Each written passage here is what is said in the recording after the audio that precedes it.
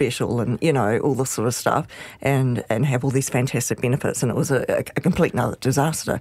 But it was tapping into something that's obviously in people's minds these days.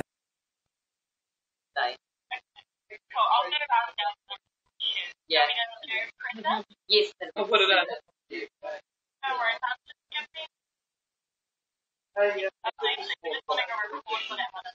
Yeah, and it's typically online, not sure if you're taking it or not, but it's great to flag that. Okay, cool. Yeah, I'll just pass it up. Get someone to help me. That, but I'll get it rolling. Awesome. Yeah, it did say inspiring. That'd be great. No worries. Cheers. Appreciate it. Bye.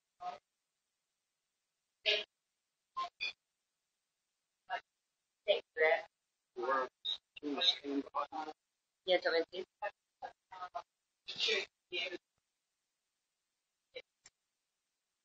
RNZ.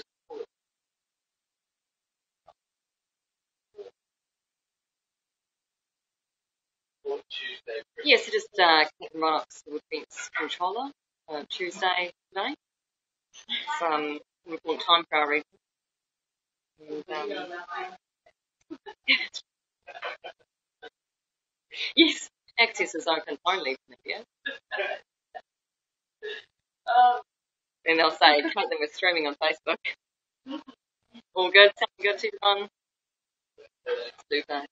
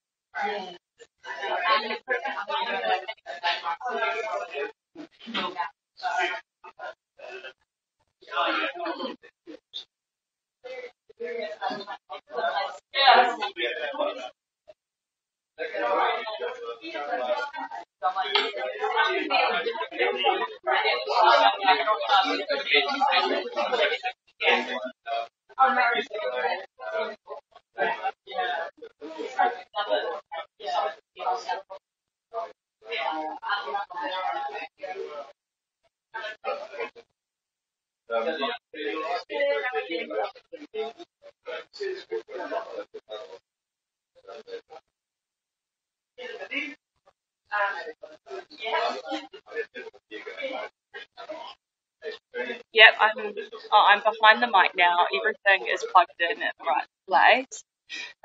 Is what's the sound coming through? Oh, hang on.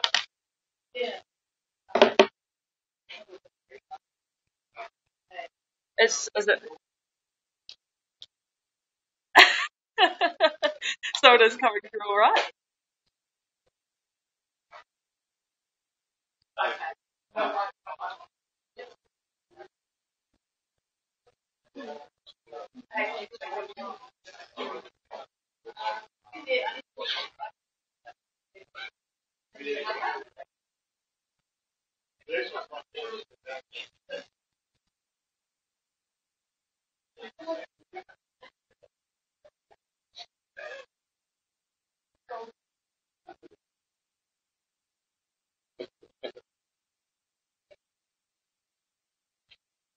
was going to be down low. It's not my best angle.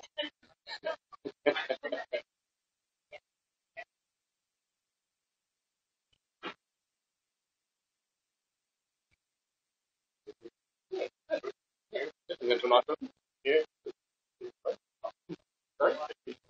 Wow. In between. That's right. No, Dave's off. No. Yeah. Well, we have the price of Tuesday.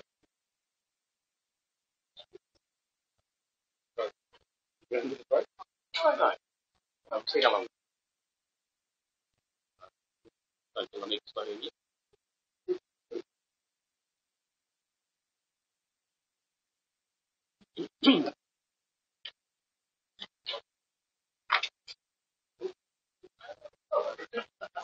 They're running in.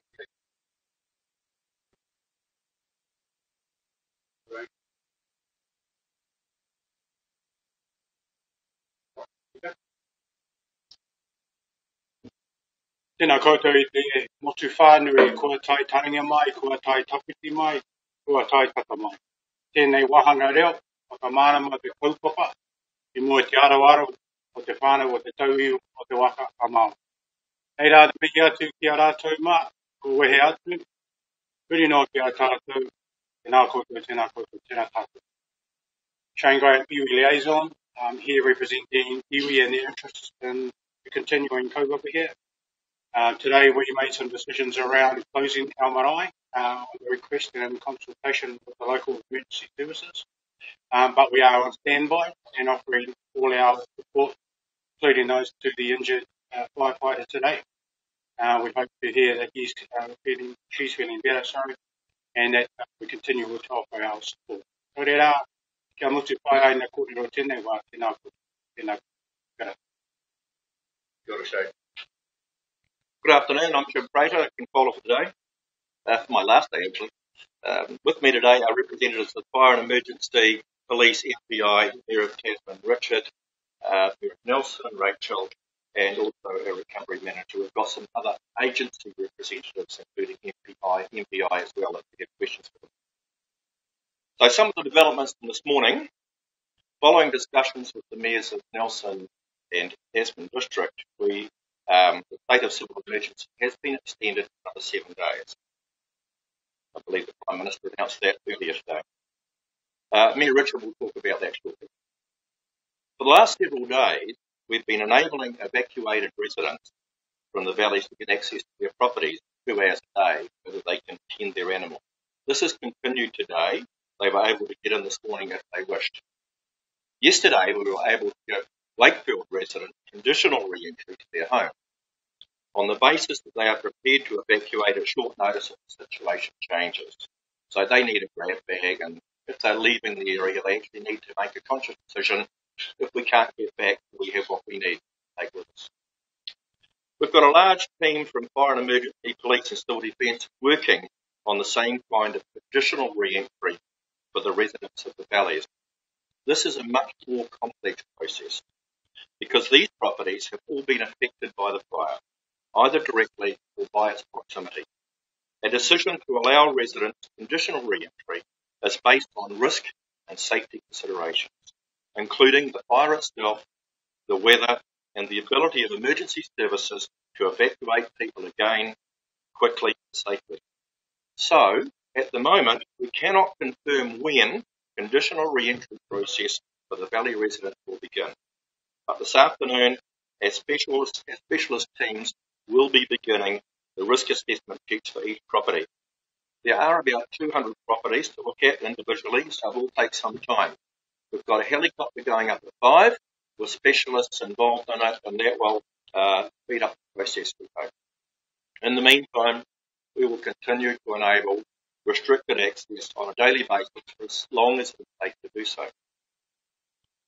Finally, I would like to remind everyone that using outdoor machinery is currently prohibited. That's conditional. This applies to all of Nelson, most of the Tasman region. It took only one spark to get us in the position we're at right now. That's quite sobering. So given the conditions across the district, we cannot risk this happening again.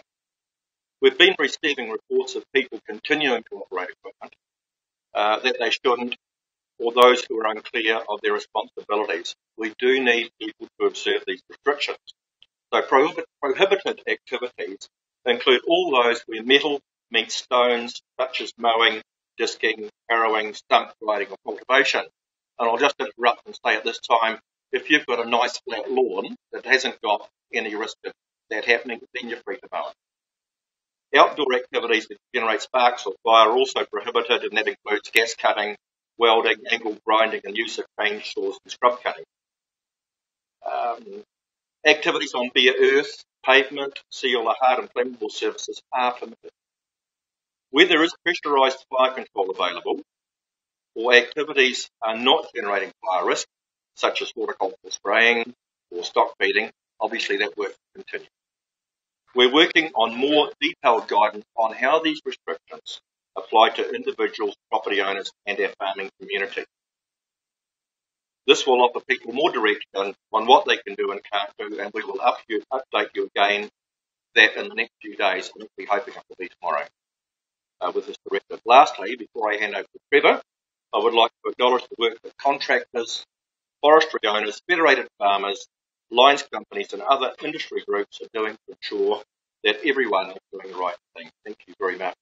Trevor would like to go forward, please. Yeah, good afternoon, everybody. I'm Trevor Mitchell, Fire Controller for Fire Emergency New Zealand, and our guys having another good day on the hill as far as getting through the hotspots and increasing the security of the lines we've got around the fire. Fire still remains uncontained and still has got the potential for reburn, which is why we are still working towards on the people being allowed to go back home again. So, for us in our crews, our resourcing levels are staying the same. It's business again tonight and business again tomorrow, and it'll probably be the same the day after that, the day after that. As you've heard, we had a firefighter hospitalised today with dehydration. She's fine. She's been rehydrated at the hospital, and we expect her to be released soon. So it just sort of emphasises the conditions that our people are working up the hill, and it is quite a hazardous environment for everybody to work in. As you know, we're still under extreme fire conditions.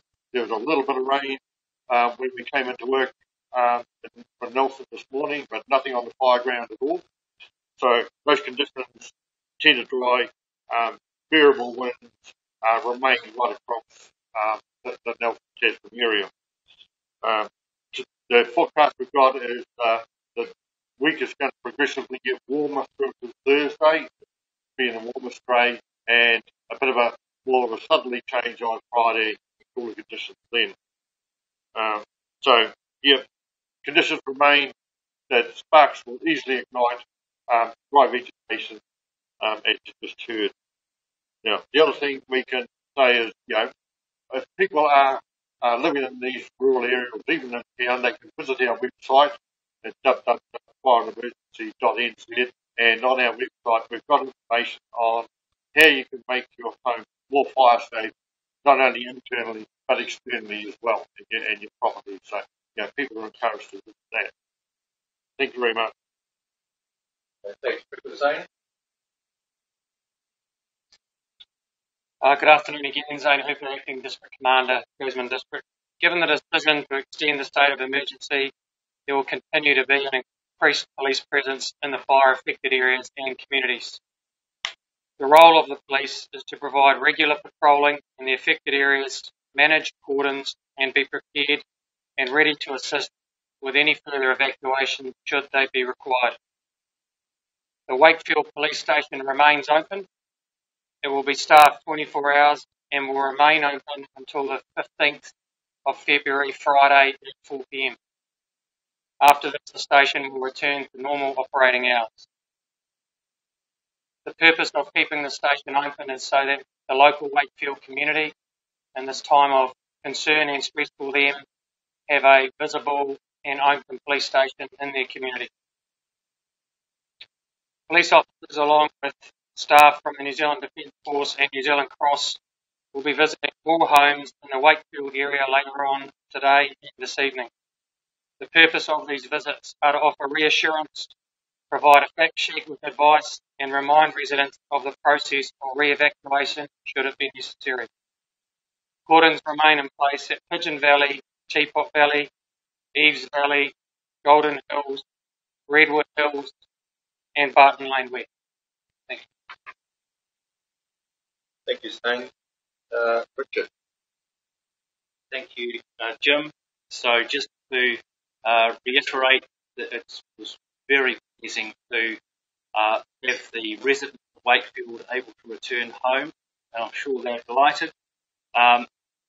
Acknowledging that they'll still feel quite a level of pressure and stress, and just encourage everybody to families support each other, parents, children support each other, children support your parents, neighbours get together and just look after each other, because it is quite a stressful time having been evacuated from your home and knowing there is still fire over this large area that's being controlled. I certainly believe I represent everybody who's been evacuated or in the wider region, and thanking the emergency services, both fire and police, in doing what they have been doing, fire and the mammoth effort that they are undergoing. Certainly understand with the fire officer who was hospitalised with dehydration how hot it is out there and how hot it is firefighting. So we trust that she will be recovered very quickly. The other thing is, it would be really good, and I'm really looking forward to others in the valleys be able to return home. And I know that having talked with various people involved in this process, that there is a very active consideration for that, looking at all of the risks and assessing all of the parameters, and so that people can return home, but knowing that it will be safe. So I've got a couple of brothers in that place, and one of them's got an apple crop that's there that needs tending, and he's got limited access. So all of these things, and I know that's not just limited to him, other people will be in a very similar boat. However, we'll be looking at having them back in place as soon as possible. The other thing is, we had a couple of community meetings yesterday. We will have one community meeting tomorrow in the Hope Community Church, and that will be at 7 o'clock. So we had one in Appleby and one in Hope yesterday, significantly reduced numbers from previously. So we figured it would be good to have the one meeting in Hope Community Church. So whether if there are people from Wakefield and they're interested in Wakefield issues, or people in the valleys, both groups come along with any questions that you've got. And the way we run that is people, if they've got individual questions, just to wait till the end and come and have a talk about your individual concerns, or if they're wider community issues, we deal with that all together in the meeting. So real appreciation for Shane and Barney Thomas being supportive. It was great to have the some of the iwi chairs here with us this morning, and it's also wonderful having all of the people behind me who are involved in the process that they are going through. So I think that is pretty much it from me, and just happy to take questions at the end. Thank you, Richard. Richard Kirby, recovery manager. Hi, I'm Richard Kirby, recovery manager for this event. We are currently developing a recovery plan. As you're aware, that a lot of action is a result of a response to this event. And when the declaration ends, we'll be moving into a recovery phase. And that plan is intended to pick up all those actions and what needs to be done, with the aim of going back to business as usual and restoring normality. So there will be, and this may go on for quite some time, as you will know, our emergency have informed us that even after this declaration has ended, there will be a lot of work to put the remaining of this fire out. It could be weeks, maybe months, and the recovery phase is largely to work with them and put support around them to ensure that not only the ground gets back to normal, but the community gets back to business as usual as well. Thank you very much. But I've got available for questions David Lindsay, the response manager from MPI, if anyone has any questions, or any questions at all.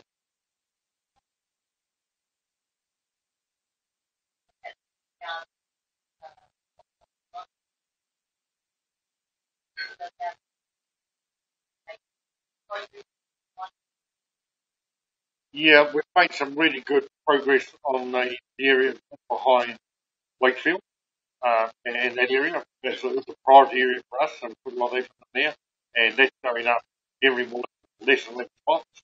I think there were 6 showing there this morning, over a couple of kilometres of the fire line. So we are strengthening that by now looking further back into the fire. We're looking essentially 30 metres at the moment. We'll go into 50, go into 100, as we sort of work our way back up the hill, from there. So, that area there is looking quite good. And up Pigeon Valley is on the flank. Pigeon Valley is good. Yeah. Thank you. Any other questions?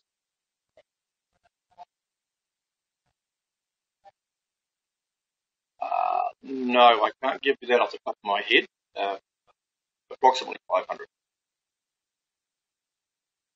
Right, no further questions. I just want to thank you for your part in all this and the message that you're conveying, not just to the affected people, but also to the wider community. We've had communication from all over the world coming back and hear about this. I have family in Canada showing great interest. So thank you so much for what you're doing, and thank you